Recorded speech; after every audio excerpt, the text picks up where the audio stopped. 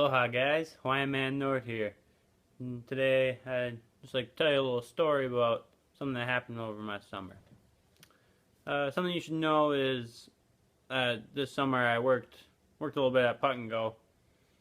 And, Putt-N-Go isn't the most strenuous job. A lot of sitting around watching people go on go-karts and bumper boats. So, usually don't have to do much except for sit around. And well, one day, it was a very, very hot summer day, sun's high in the sky, about 1 o'clock, just middle of the day, prime time for people to start coming in. Families just rolling in one after the other, just gets real busy. And somehow, I get trapped on the bumper boats. So I'm just sitting there, just rotating through people, bringing them in, getting them in their boats, telling them how to drive, send them off, bring them back in, repeat. Just the usual. And then something happened. There's a family that came up, and there's a girl probably about 4 feet tall, just maybe a little bit over 6 years old. And at 6 is when you can start driving your own bumper boat. And so she's just super excited, I can tell. And just her and her family, and I get the one group off the boats, and they come on, and I get them all in their boats, and I ask this little girl, "So do you know how to drive a bumper boat?"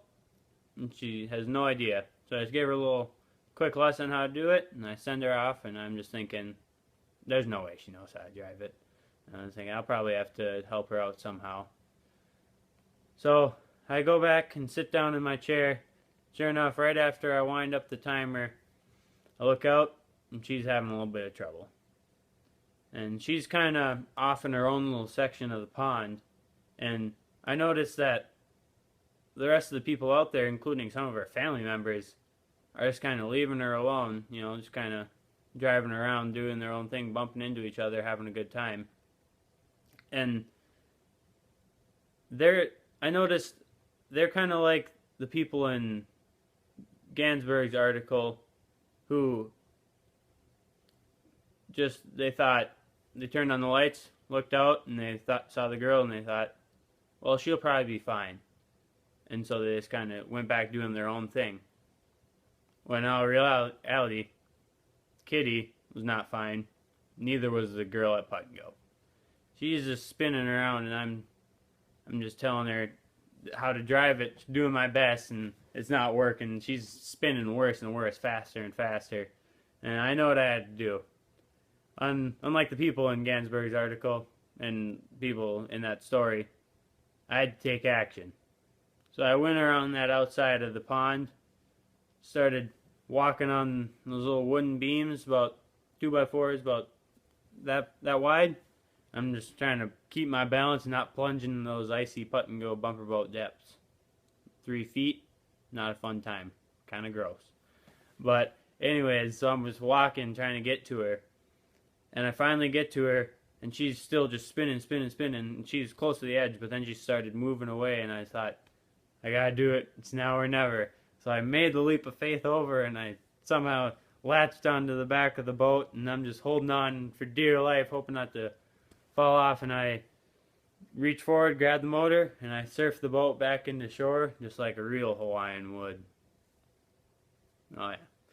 And so I get her off, and she's just on the verge of tears, and she just wants to get as far away from those bumper boats as possible. And I bring in the rest of the family, and I don't say anything to them, but I'm thinking, that wasn't very nice. But so I just kind of hook them back up and let them all off, and the rest of my day continued as normal.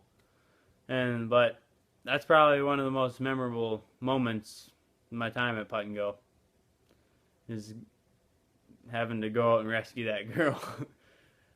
Crazy day, but I'm glad I could share that story with you, and I'm glad it related to what we were doing in class. And just thanks for listening. Peace out. Mahalo.